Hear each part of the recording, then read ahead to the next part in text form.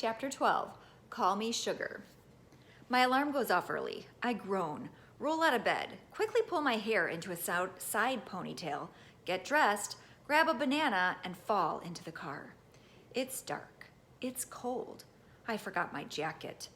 Mom and I walk into school at 7:10 in the morning, and the building smells weird. It always smells weird this early. The air has been off all night, and there's a staleness, like old bread. By the time the students start arriving, it'll be aired out and a bearable temperature. But in the meantime, my first hour of every morning is spent shivering. The cafeteria, that's where I can find some warmth. Frances is already in there setting up chairs for an assembly. Just as she finishes a row, she looks up and spots me in the doorway. I attempt a little wave, but it's difficult since I'm rubbing my cold arms to get the circulation back. Frances wags her finger at me. "Sugar, where's your coat? You're freezing."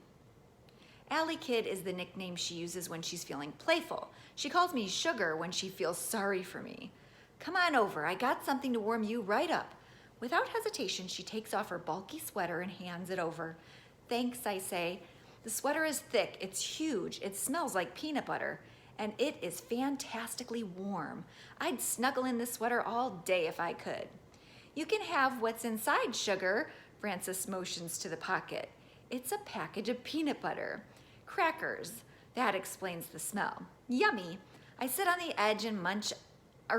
stage and munch on crackers while Frances puts chairs in a row, then hollers back at me. "This one looks straight?" "Push the last chair forward. No, back. No, wait. Perfect." I dangle my feet and bang them against the stage. Between the two of us, we can get a room assembly ready in no time. Frances hasn't ever talked to me about retiring, but it could be coming soon. Recently, she started wincing when she bends over. Back pain, I guess. She never complains, though. Frances is the definition of tough. Her birthday is soon, and I want it to be a good one. Hopefully, I can find barbecue sunflower seeds or something special for her. On the back windows, I see the first bus pull up. My stomach sinks. It always sinks when I see the first one arrive. It marks the end of my secret life and the beginning of my not-so-great life. I yank off Frances's sweater because there's no way I'd let the kids see that I spend my mornings wearing the janitor's sweater. Or the janitor's clothes. "Thanks for the loaner, Frances." No, Sugar, you keep it today." The weather girl, that one on Channel 5? Oh, what's her name? Frances taps her chin. Kids are spilling out of the buses, headed for the door. I search my brain for the name of the weather girls on the Channel 5. Mary Carpenter? No, Sugar. She's that tall one with the eyes. Amelia Strong? Frances shakes her head. Over at Channel 11 now. Samantha Ferris? I honestly can't believe I absorbed so much information. Surely I can get a spot on the Pentagon. Yes, that's the one. Samantha Ferris said that today was going to be a chilly one, so go ahead, wear it. She motions to the sweater that I have already placed on a chair. I glance at the buses. Kids are heading my way. I glance at the sweater. Buses, kids, sweater. It's rude to turn someone down who offers you warmth and calls you Sugar, but the choice becomes crystal clear when I see Joel Weber. Chapter 13, Don't Call Me Proud. I'm not proud of this, but suddenly I find myself fake fanning my face. No way I am letting Joel make fun of me for being the weird kid in the janitor's sweater. I'm already getting hot, but thanks, Frances. See you later. She winks. Make it a good one, Sugar. And now I feel bad. Why does being friends with the janitor have to feel like something to keep secret? Sometimes I wish I could just cross my arms and say whatever I want without a filter, just like little Maddie. Within moments, the halls are thick with conversation, laughter, screeches, yelps, and more laughter. And finally, when most of the kids arrive, it fills with warmth. Thank goodness. Half of the 5th grade heads to the last 2 classrooms, and the other half heads to the first 2, crossing paths and bumping into each other. Since we all move up to middle school before long, the upper grade teachers are slowly letting us get used to the idea of switching classes, like a toe dip instead of plunging in all at once. So I spend half of my days on one end of the hall until we swap classes after lunch. Next year in the 6th grade, We will switch 3 times to get us ready for switching 7 times in middle school. That's right, 7, which sounds like a plunge into the very deep end of the pool. For now, I will enjoy this toe dip. I clutch my books tightly as I dart between people, trying not to get shoved. But as I turn the corner, wham! Our foreheads bump. Books go flying. I bend down to pick up the mess. On one of the books, I see a sticker. This book belongs to Chloe Alvarez. My eyes drift up to meet her. I'm so sorry, I say softly.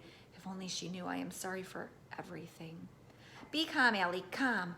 Chloe grabs her belongings in a hurry and stands up straight. She takes a deep breath and she looks over at me, and she looks me over. Allie? Chloe, birthday girl. It's Andrea Fisher interrupting our conversation. The one that was just about to become life-changing, possibly. Got your birthday invite in the mail yesterday. Andrea crinkles her nose. She always does this, whether she's happy or sad or smelling something icky. Sophia Rossi joins us. Got mine too, I can't wait. Sophia is the perkier one, if that's even possible. Chloe nods and looks down.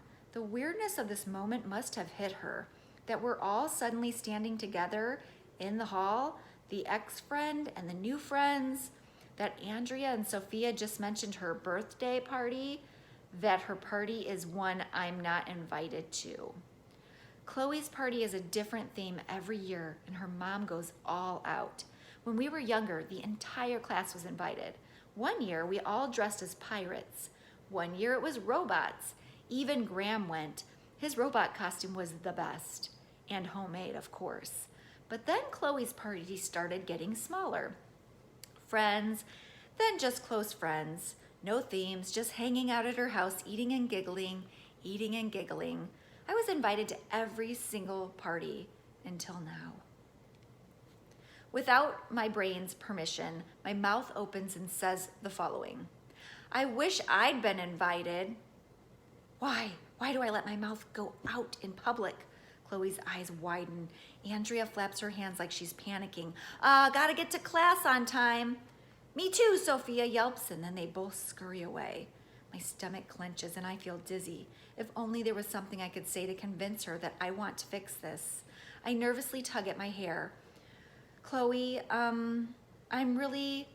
With a twirl, Chloe turns away and disappears into a sea of students. Recess, Chapter 14. There are only a few recess options for the upper grades. Foursquare, basketball, walking along the edges of the blacktop, or wandering around on the grassy patch.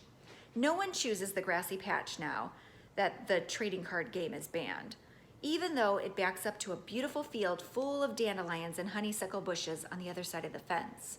The only person who goes out there is Graham.